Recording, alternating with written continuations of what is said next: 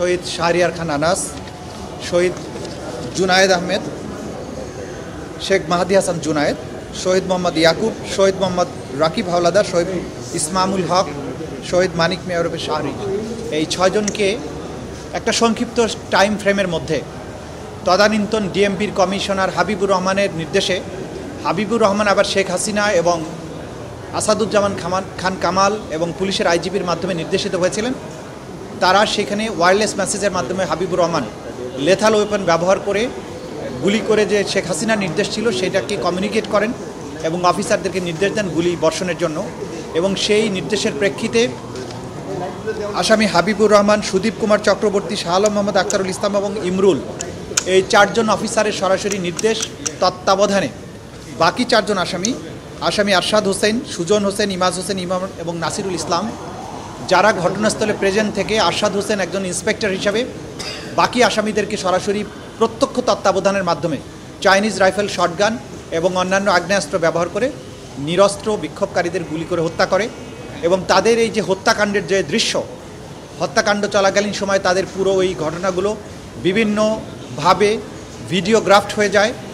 Television, সামাজিক যোগাযোগ মাধ্যম সহ বিভিন্ন মাধ্যমে তাদের এই হত্যাকাণ্ড সংগঠিত করার দৃশ্যগুলো গোটা দুনিয়া এটা দেখতে পায়।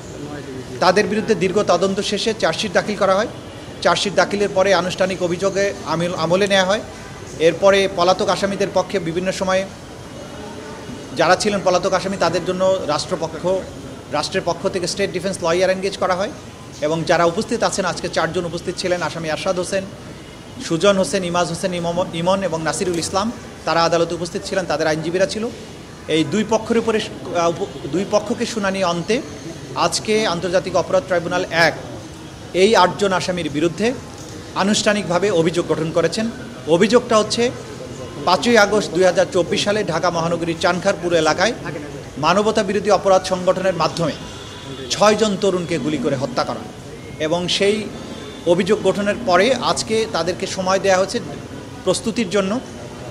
আগামী 10 আগস্ট তারিখে প্রসিকিউশনের পক্ষে আনুষ্ঠানিক যে অভিযোগের পরে যে ওপেনিং স্টেটমেন্ট বলে, সেই স্টেটমেন্টের জন্য দিন ধার্য করা হয়েছে। এবং 11ই আগস্ট থেকে এই মামলার আনুষ্ঠানিক সাক্ষ্য গ্রহণ শুরু হবে এবং সেই দিন প্রথম সাক্ষ্য গ্রহণ অনুষ্ঠিত হবে।